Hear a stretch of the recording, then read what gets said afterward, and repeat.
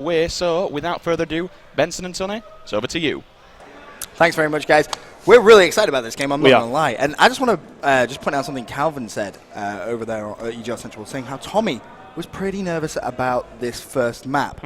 Now, the reason behind that is, speaking to some of the guys at Orbit, they said last time that these two teams met on this map, Orbit kind of whitewashed them a little bit. So Tommy is giving them their fair share of respect. Well, I suppose it does put something in your mind if you've already lost to them.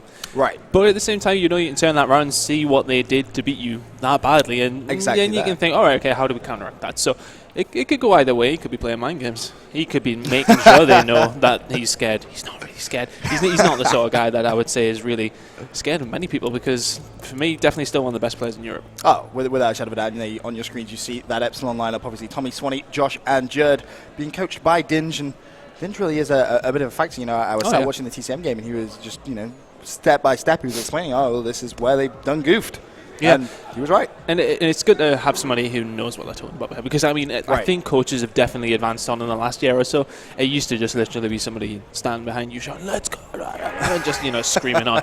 And you know, I mean, I feel as if Swizz was that factor at one point. But I think he's definitely growing. I mean, he's definitely getting used to the game a bit more. Dinge knows what he's talking about. Obviously, you have the classic example of Mr. X. Yeah. Such a factor within that team as well. I mean, obviously, EG, the old complexity team, are still so dominant.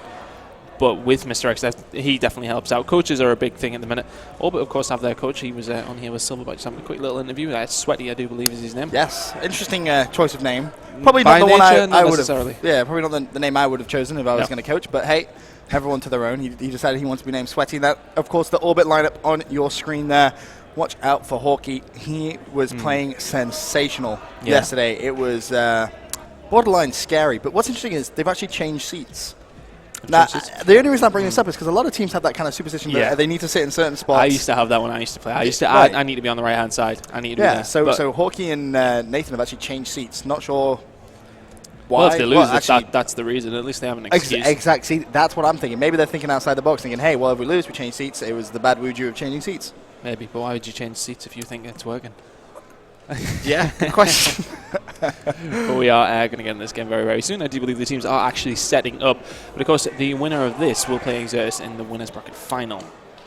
Yes. Yes, that's correct. Yeah. I think I'm right. Yeah, you are. I had to double think now. It's crazy to think TCM are obviously going down to this bracket. But we kind of talked about it. We're like, well, realistically, all right, I think everyone expected TCM to win that game. But it wasn't the biggest upset that we could have potentially seen, because you can't take anything away from Exertus. Very, very well-practiced team. Oh, yeah, and you know what? Every time I watch them, I just see Endura light up that stage. Right. The guy is ridiculous. He's somebody you definitely watch out for. Obviously, the rest of this tournament and next weekend, as well as obviously the big challenge. They were talking about that over there with Sims. But this weekend, obviously, we're going to see how he does.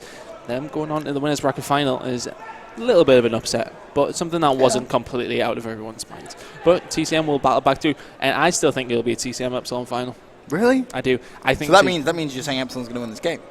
That is what I'm saying, essentially. I mean, I think they need to play better than they did against Tech yesterday.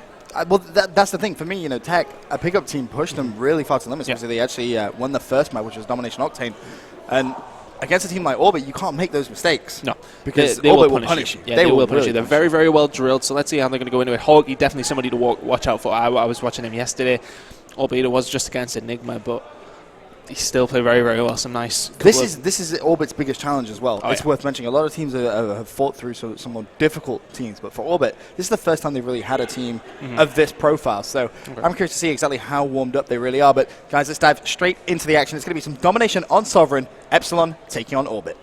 Well, of course, Dinge is going to be the tag that Jade's going to be using. Obviously having an issue with his game of tag, but here we go. On board with Hawkeye, straight from the off, and two pushing the one to be down this left-hand side. And both teams are going to meet pretty much straight away. Epsilon are going to be the first ones in there. Epsilon not wasting any time whatsoever. They know the importance of that B flag, but Hawkeye's going to turn around the corner, picks up 3 players down. Orbit with the advantage. Hawkeye on the B flag as well. Has the support of a teammate, and, well, Epsilon straight off spawn. That's a 4-man snake push. Yeah, it was very, very well played. Actually, Epsilon trying to cause a little bit of problems, I said, through Snake. So are they going to push for C, really just distract from that? And they've done very, very well. Tommy pushed through, headshot onto Swifty, and he's going to move through. But Orbit are very aware. Josh well defended. Hawkeye coming back in there, though. He's going to get a hold of it. He needs to make this shot.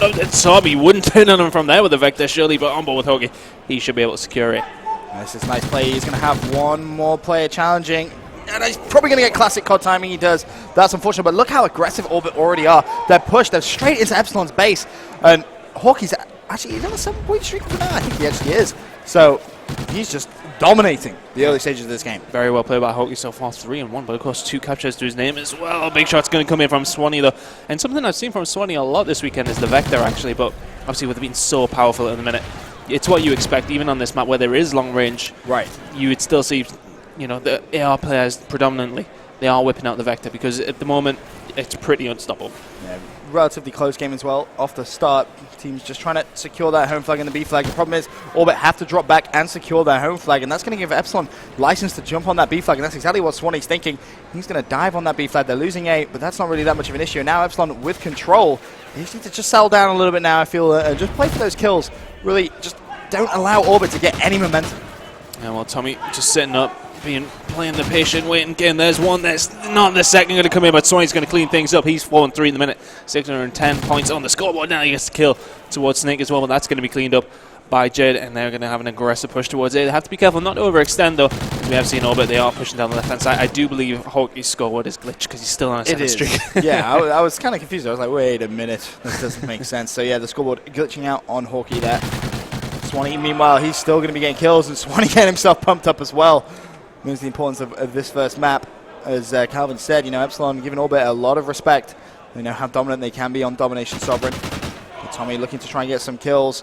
So Jerd and Swanee line up the kill feed. 3 players go down. That's going to leave Hawkey last man up. And I just feel Epsilon have done exactly what we thought. They've settled down now. They're playing for those kills, and they're just not allowing Orbit out the base. But they need to be careful. They don't want to push too far because Sovereign is one of those maps where we have seen some of the craziest spawns that just do not make any logical sense. And Epsilon don't want to push too hard. That's exactly what they've done. They're building a lead right now. There's no need to push too far. And you're right. That's exactly what they've done now. Because of that push, they've lost B. They got the spawn down left-hand side there, Robert, and you know they send one guy back to A.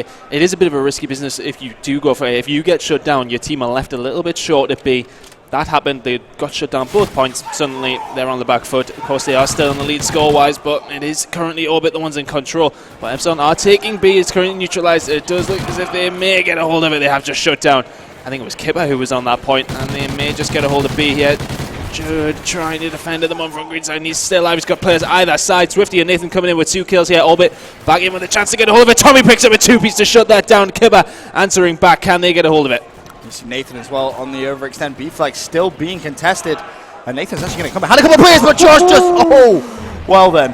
That's not what Nathan was really expecting in that situation. B flag is going to go to Epsilon. I don't think there's anyone in a position to really contest that. Kipper this time, he's going to push that overextend, but I'm surprised to see him not play for C here. Try and get that neutral hop off, force some players from Epsilon to drop back, but 2 players go down for Epsilon. That's Swifty with a big 2-piece over on the B Domino side, and Orbit going to gain control of B. We're going into the last 60 seconds down. It's a 70-55 point game.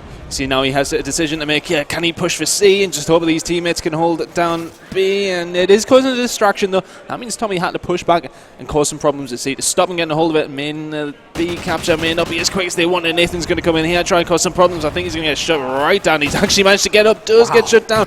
He managed to pick up 1 kill there, but Jared has stopped that push. But Jared coming in there, catching Swifty with his pants down. Yeah, nicely played by Jared. Didn't expect to rush it, but again, couple of trades in that kill feed. Last 30 seconds, Swanee is just going to try and add a little bit of insult to injury. He's on that A flag. Needs to be careful. Player will be dropping down.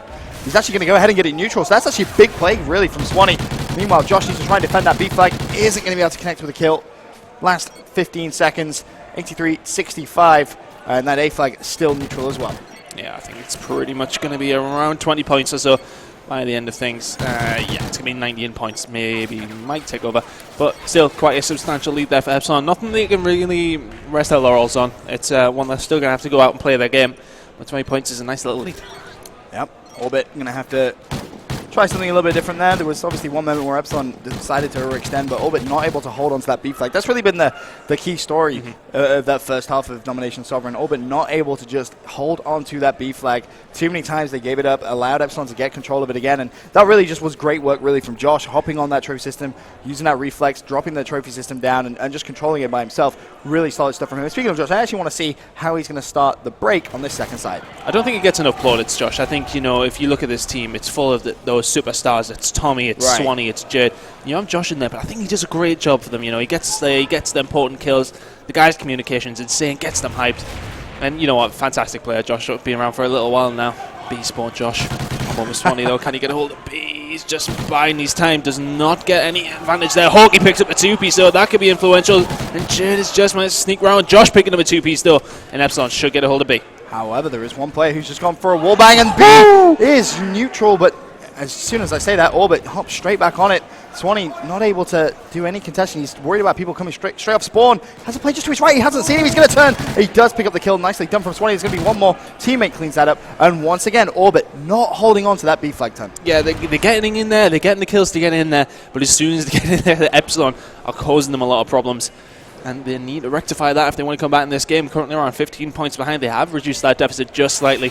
There we go. Jade going to cause problems today. That may cause a distraction for Epsilon. And Orbit is now Orbit to jump onto B. Nathan's going to pick. Oh, no. He turns on Swanee through the wall. Fantastic play by Nathan. He's going to pick up B for Orbit. And we're on board with him down this right-hand side. Nathan getting very pumped up as well. 19, 13, 7 caps. He's got the AR out as well. So he is just down to slay. And that's a good decision. They're having trouble holding that B flag. So if he can just try and increase the slaying, that's going to do his team the world of good. However, he needs to make sure he still is, of course, mobile and helping his team cap that B flag. Hawkey's going to have a couple of kills. Gets 2. Can he find the third? There's going to be one player up top. Doesn't matter. Swifty cleans him up. And now Orbit, they're on the comeback. They have to be careful here because all 4 of them are overextended towards C. Somebody's going to go around behind it. That is going to be Jay. That's very smart play from him because that's going to cause problems. Are they going to get over yeah, they're going to lose C. There's one guy left there, though. Can he do anything about it? Does look as if Orbit are going to get a hold of that. Swanee picks up one, doesn't pick up the second. He could have done with that, though. Tommy could be in there to save the day. He just makes it neutral. And currently the advantage is still in Epsilon's hands. But it was a good push by Orbit. I feel as if they did overextend just a little bit. I think they could have had somebody sitting back just a little bit of B. But I think when they get a hold of those... Oh, no! Oh, Nathan is on fire, lighting up the main stage here. It's fantastic play by him. But I think they just need to slow it down a little bit. Well, you see Nathan's actually pushed the A flag. This is the play which really in the first half didn't work out for them. He's going to have it neutral. Is he going to stay on it? He's going for the trip cap. Ambitious play, but he has done just enough to distract Epsilon. There's no one near that B flag, no one near C, and that's good play and awareness really coming in from Swifty. He backed all the way off, didn't want the spawns to flip, and now it's a 3-point game going into the last 2 minutes 15. Well, this is very, very well played by Orbit. They're controlling things. They have slowed things down just a little bit. Went on the aggressive, but it worked out very well. Nathan's just going to get beat to that by Josh, taking him out with that Vector, and Hawkey needs to stay alive down this left-hand side. Going to have a couple of players throwing those nades. That was Swanee who picked that up, but Swifty, great awareness once again from him. He's diving towards that A flag. All he needs to do. And there's going to be one player that's challenging. This is a huge gunfight. It's must win for Swifty. It's going to be Swanee. He gets the kill as well. So B flag is going to go back to Epsilon, but Swifty with the heads up play. He dived on A, and now if Orbit can slay out, they are going to be able to have an advantage. B still neutral though. Tommy, he's made his way all the way towards C, has teammates in support, but look at that orange arrows turn. 4 players just tearing towards that B flag. Yeah, they need to make advantage of the points that they have here, but Josh and Jade are going to come up here big in the middle, and that's one he's going to pick up kill, as does Jade, and they've really pushed away Orbit here. Orbit could have had a chance to get a hold of B then. If they had done that, would have maybe spell curtains for Epsilon, but Jade was on a 7 streak there. He does go down, but we're on board with Tommy, and as we can see, Epsilon are going to slow things right down here. Not too aggressive, just thinking, right, hold these 2 points, we will win the game. Currently, they are just behind by a point, but they will take over in just a second. 60 seconds remaining in this Domination Sovereign, and the play really is going to have to come from Tommy. Tommy up top, he's going to have a couple of Orbit players down there. Sees one, can he pick up the kill? No! He needs to charge it, there he can't afford to lose. B flag picks up one, second play to his right hand side, he's lost the fight, but the assist comes in, and Epsilon could just dump straight back on that B flag. Orbit got it, but they're going to lose it instantly. I don't think Swifty's going to be able to get the kill. He gets the wall back on Jerd, but still, Tommy alive on that B flag. Swifty knows he has to make the play. This player staring right at him. Is he going to pick up the kill? Has him weak, not going to get it, but look at the mini-map as well, turn. Orbit, again, another heads-up play. They're trying to rotate, but Epsilon slay out. That's 3 players down. It's going to be down to Nathan for a couple of seconds. 30 seconds to go. It's pretty tight still, but Orbit need to do something about this right now. 25 seconds remaining, and they're jumping on the B now. They need to make this play. Epsilon coming in, though. Tommy picks up one. Josh picks up another, and another. Well played by Josh, and that should be it.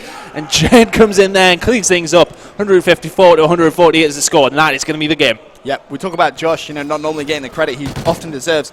28 and 24. I was giving him a little bit of banter from yesterday's game where obviously all of his teammates dropped 30 kills. He was left there with 15. I was like, Josh, when all your teammates drop 13, drop 15, it looks kind of bad on you. So he's making a point there. 28, 25, 6 caps as well.